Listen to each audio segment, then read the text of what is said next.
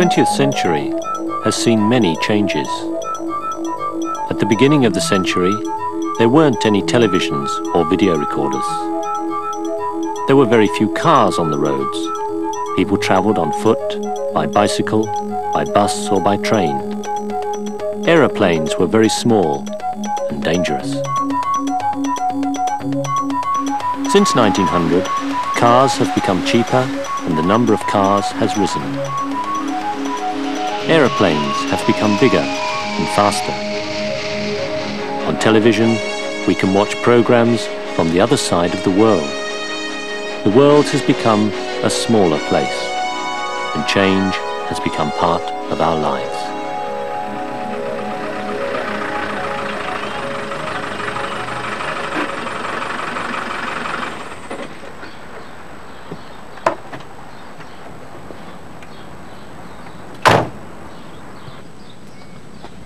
I've come to Bexley in Kent.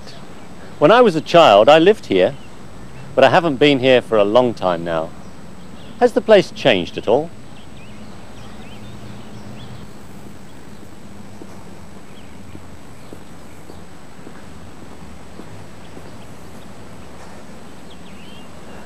Well, some things haven't changed. This old church has been here for almost 1,000 years.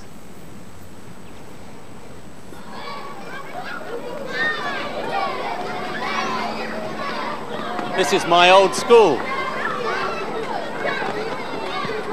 This hasn't changed very much.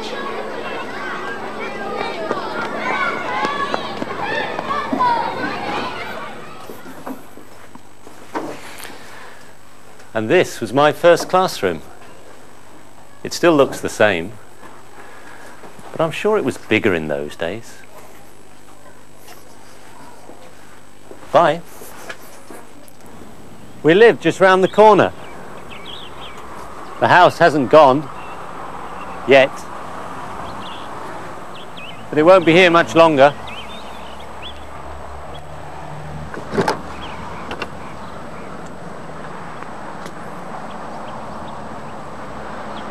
I think they're building some new houses here. They've already chopped down a lot of the trees. This was the living room. That was my bedroom up there. We lived here for 5 years, but nobody's lived here for a long time now. I haven't been here since I was 14.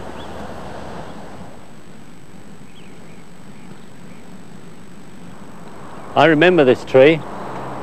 I fell down it once. It's grown a bit. I couldn't climb it now.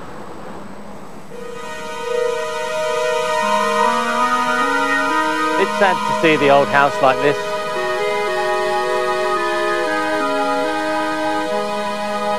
We had some good times here.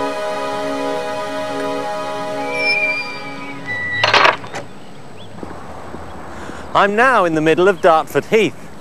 This is the old road from Bexley to Dover. But where's all the traffic gone? Well, they built a new road across the heath. And here it is. It's the A2. It's part of the motorway from London to Dover. Now, when I lived here, this was all the heath. There weren't cars and lorries and coaches here. There were trees, grass, birds and animals. I played down there, but now most of the heath has disappeared under this road. Well, the journey from London to Dover has become shorter, but the village has become noisier and more polluted.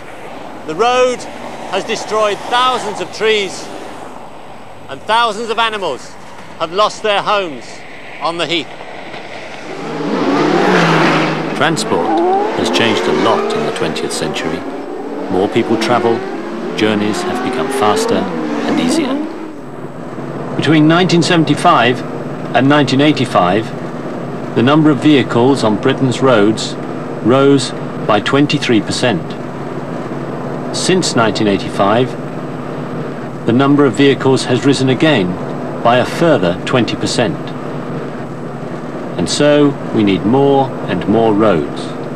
But the more roads we build, the more we need.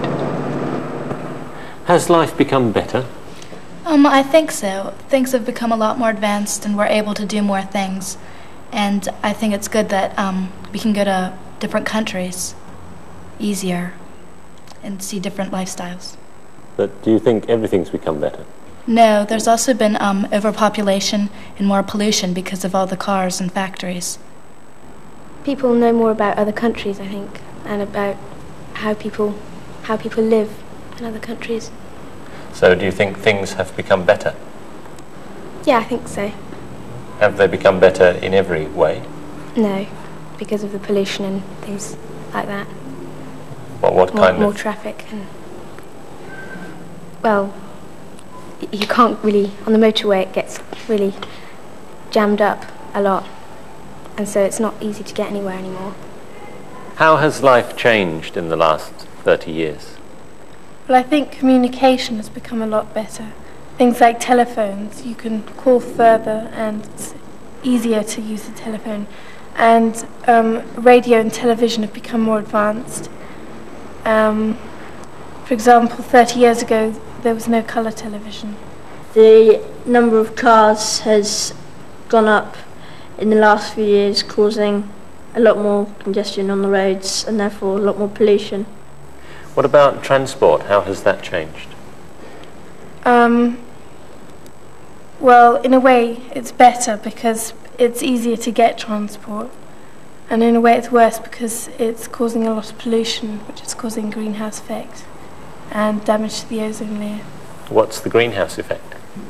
Greenhouse effect is, well, it's global warming. The Earth is just getting hotter. Progress and change. We can't stop change. It's part of modern life.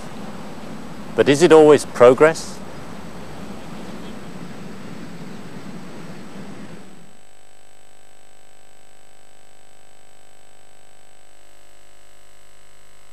Aeroplanes have become bigger and faster.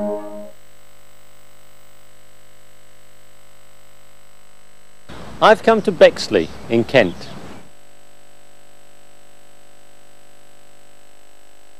This old church has been here for almost 1,000 years.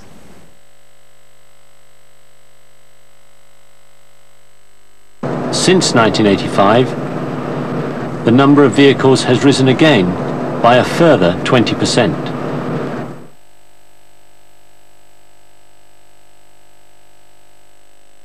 The road has destroyed thousands of trees. The number of cars has risen.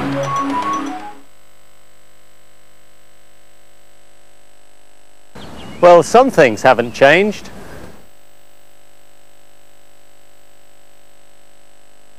I haven't been here for a long time.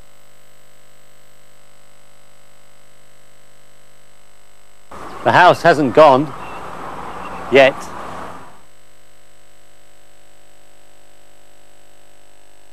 Have they become better in every way?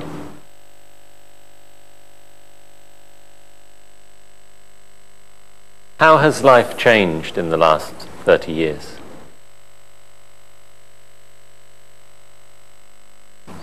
But where's all the traffic gone?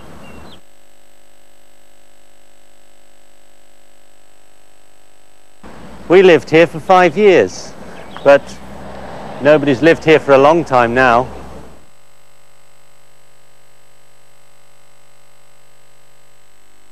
Between 1975 and 1985, the number of vehicles on Britain's roads rose by 23%.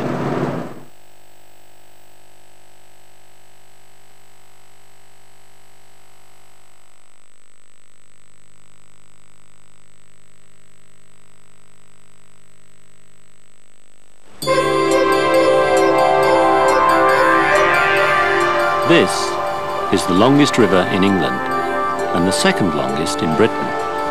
It's the River Thames, and it flows through the heart of London. I'm standing on Waterloo Bridge, one of the main bridges across the Thames.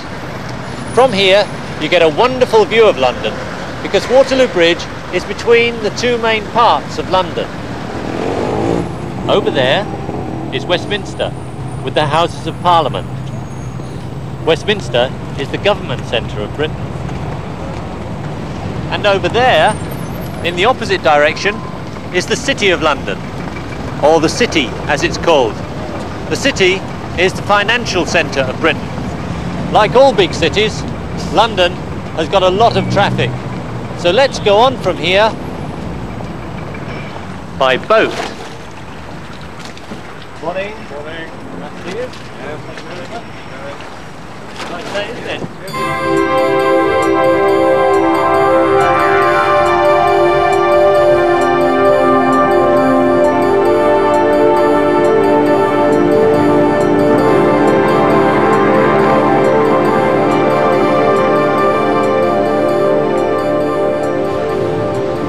We're just going under Westminster Bridge now, and here, on the right, are the Houses of Parliament. The correct name of this building is the Palace of Westminster.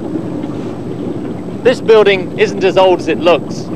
The old palace burnt down in 1834, so this building is only about 150 years old. Westminster has been the government centre of Britain for over 1,000 years now. The Prime Minister lives near here at number 10 Downing Street, and most of the buildings along the river here are government offices.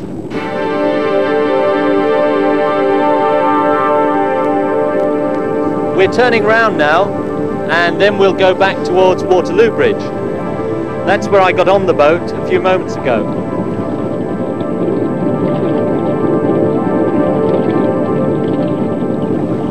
In front of us, you can see some of the other bridges over the Thames. Within London, there are 34 bridges altogether. The old bridge here at Blackfriars went some time ago, but its pillars are still standing. And coming up now on the left is St. Paul's Cathedral. Sir Christopher Wren built St. Paul's after the Great Fire of 1666. The fire destroyed most of the city. Today, modern office blocks almost hide the cathedral. Wren built over 50 churches in the city. London looked like this 300 years ago, when St. Paul's was the tallest building. Today, the tallest building in London is the NatWest Tower. You can see it behind me now. It's the Black Tower behind those white buildings. In fact, it's the tallest building in Britain. It's 600 feet high. That's 183 meters. We're just going under London Bridge now. This is the newest bridge in central London, but there's been a bridge here since Roman times. The last London Bridge is now in Arizona, in the United States. And here's the monument. It commemorates the Great Fire of 1666. It's 202 feet high, that's about 60 meters, because it's 202 feet from the bakery in Pudding Lane, where the fire started.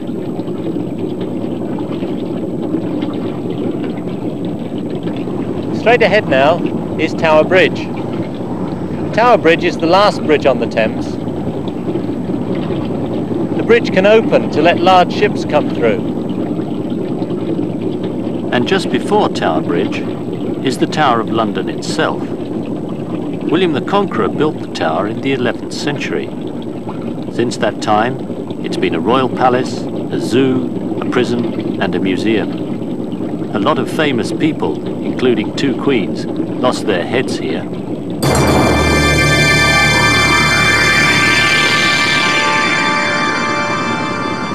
We're moving away from central London now, and we're going past Docklands.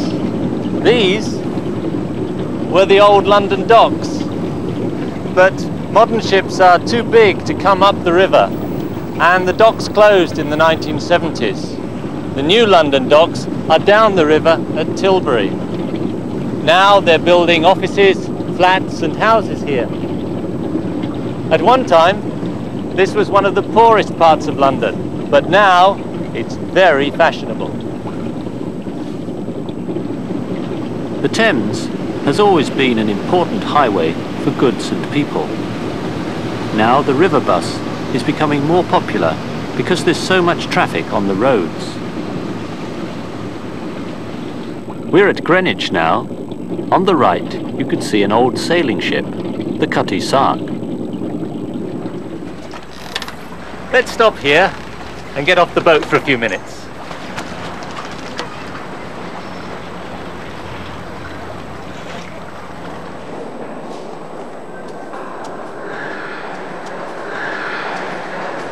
I'm under the river now.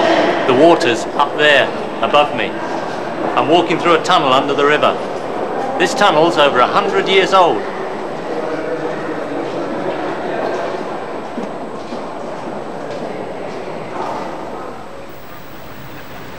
I'm on the other side of the river now, opposite Greenwich. Over there, you can see Greenwich Hospital. That's another Wren building. And on the top of the hill is Greenwich Observatory. You know, this scene hasn't changed very much since the 18th century, when Canaletto painted it. But the boats have changed a bit. And here's something completely new. It's the Docklands Light Railway, and it's only been here since 1987. These trains carry people around the new area of Docklands. They're completely automatic. They haven't got drivers.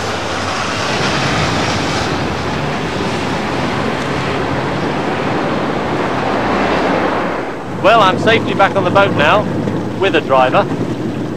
Unfortunately, it started raining, but we're getting close to the end of the journey now. Ahead of us is the Thames Barrier.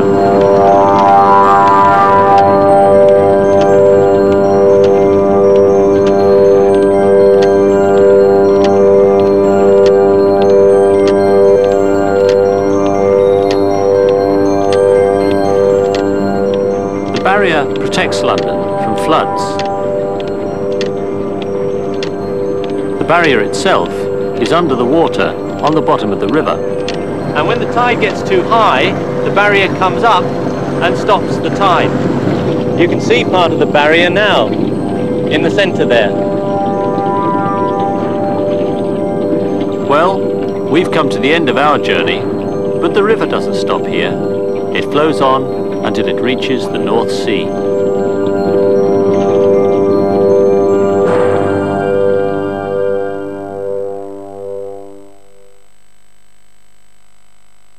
Waterloo Bridge is between the two main parts of London.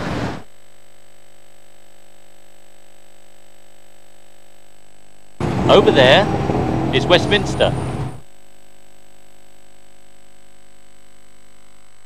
Here, on the right, are the Houses of Parliament.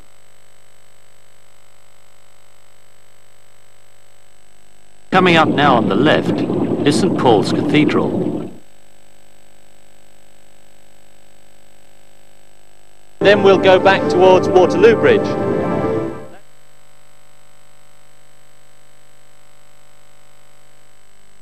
In front of us, you can see some of the other bridges over the Thames.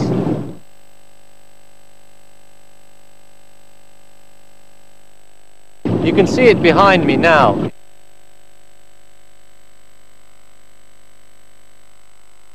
Straight ahead now is Tower Bridge.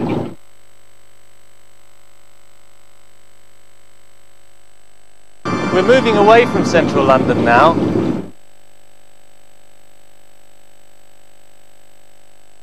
We're going past Docklands.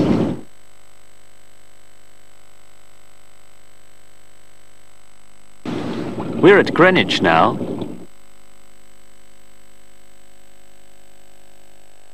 I'm under the river now. The water's up there, above me.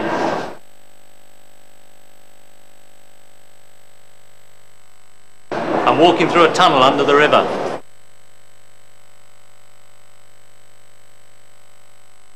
I'm on the other side of the river now, opposite Greenwich.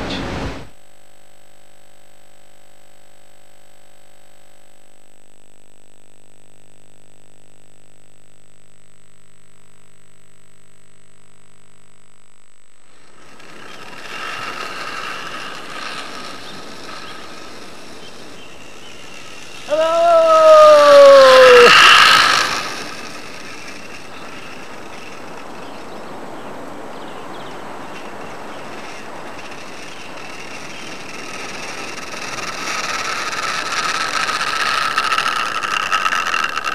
Today, I'm at an Outward Bound centre in Wales. At these centres, you can do a lot of exciting and interesting activities. In this activity, the group must get everybody over the wall. The wall is over 3 meters high.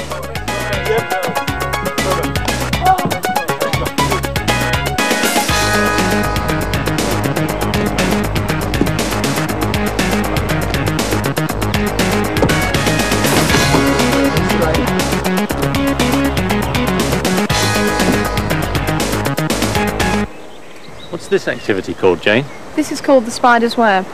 What do people have to do here? The idea is that the group has to get from one side to the other side, and they mustn't touch the ropes, and no more than one person must go through each of the holes. Are there any other rules? Yes, there are safety rules. They mustn't lower people or drop people. They've got to be carried through, and you mustn't go over or round the sides or under. Do they have to do it in a particular time? The group who are going to do today have got half an hour. So a group's going to do it now? Yes, Can I watch that? certainly. Thank you. Right, lads, we're going to do the spider's web. The aim of this exercise is you've got to get everybody from this side through to the other side. You mustn't touch the ropes of the web, and also not more than one person can go through each of the holes. You've got half an hour to do it, and there are some safety constraints. In order to get people through, you mustn't drop them, therefore you've got to carry people through. Okay, so make sure you look after each other. Help each other through and make sure they're through and up onto their feet. Don't drop them feet first or head first. Okay? Can't go around the sides, can't go over the top, can't go under the bottom.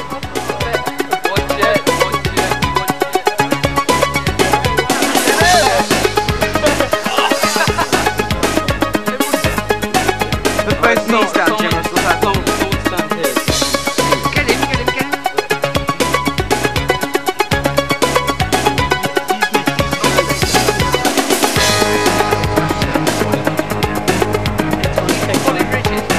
Careful of the elbow here. Take his body now, Rick. Is it easy? Depends who's going through the ropes. I mean, the light people going through the low holes were fairly easy to do, but when we had to lift a heavy person through a high hole, that was the harder part of it.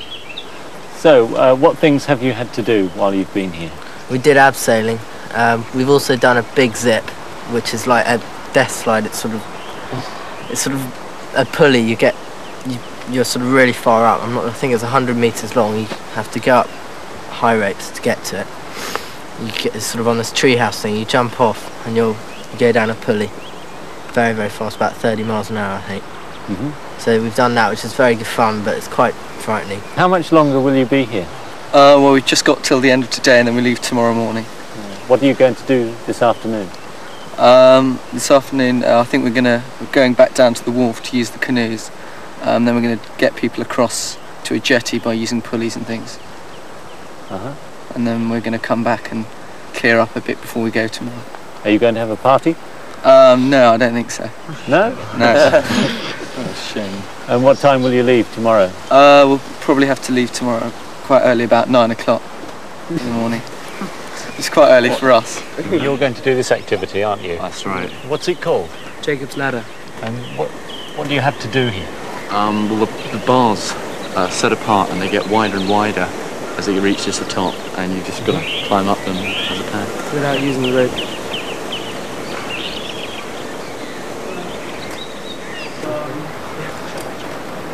Step forward, Dave.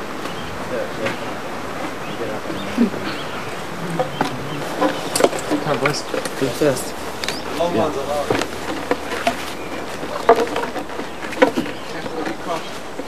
Is the rope too tight? Don't use the rope. Piers, hook your other heel over. Brilliant. Go. Push. Just a bit further. Go on.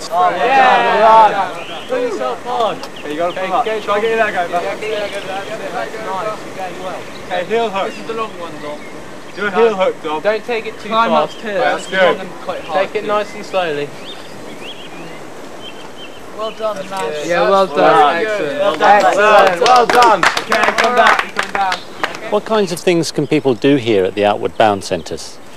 Well, they can do a wide variety of things, really. They can do the activities such as rock climbing, sailing, canoeing, the ropes courses that you've seen today, and also lots of problem-solving activities which are designed to enable people to work more effectively together. So do people always work in groups? Yes, always maximum of number of 12 people. And on some of our courses they come from a wide variety of backgrounds, from different parts of the country and different jobs or unemployed people, and the whole aspect of it is that we encourage them to work more together as a group, as a team. So it isn't just for young people? Not at all, no. In fact, we have senior managers coming here for such aspects of team development, team building. Well, now it's my turn. I'm going to try the high-level ropes. Now for this, I'll have to wear this harness. So first I'm going to climb up, and then I'll have to clip the harness onto the wire. Then I won't be able to fall. So here goes.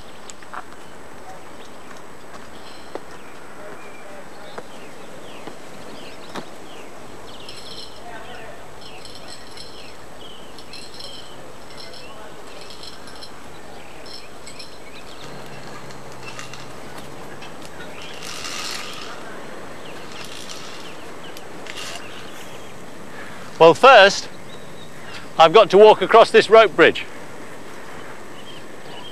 It's not as easy as it looks because the rope moves. But I think I'll be able to do it.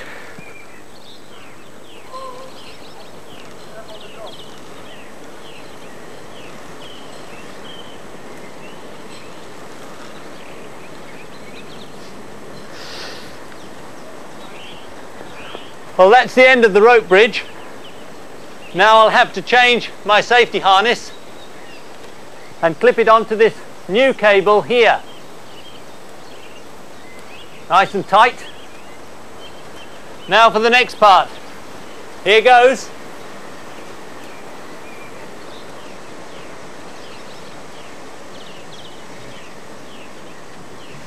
Now this one is like half a bridge.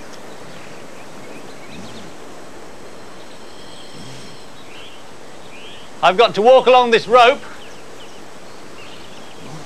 holding on to the top rope. I'm about 10 meters above the ground here. I needn't worry because I've got the safety harness, but it's still a bit frightening. Right, well, that's the end of the rope. Now for the next thing, I'll have to walk along this pole that I'm standing on. Will I be able to do this without holding my strap? Not sure about that. Not sure at all. But let's have a go.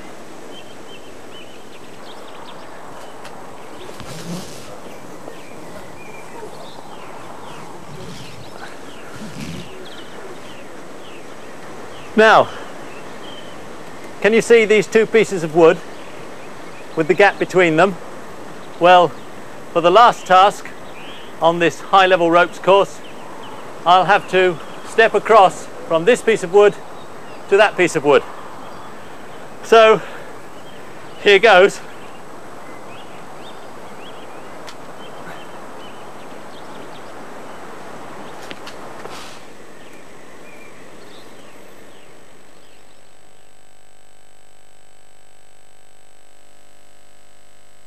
I'm going to try the high-level ropes.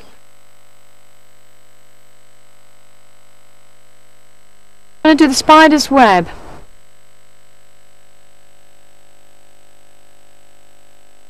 What are you going to do this afternoon?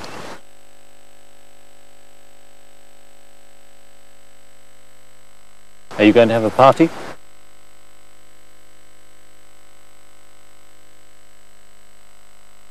I've got to walk along this rope.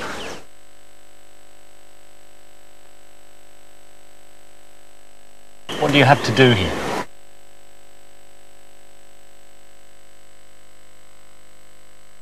They mustn't touch the ropes.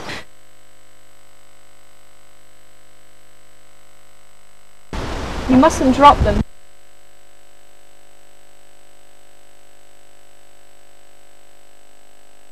When we had to lift a heavy person,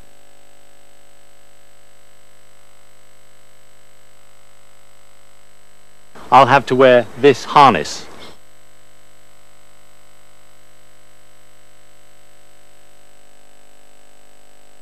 What kinds of things can people do here? I think I'll be able to do it.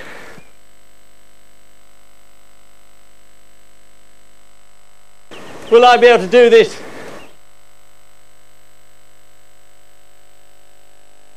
Then I won't be able to fall.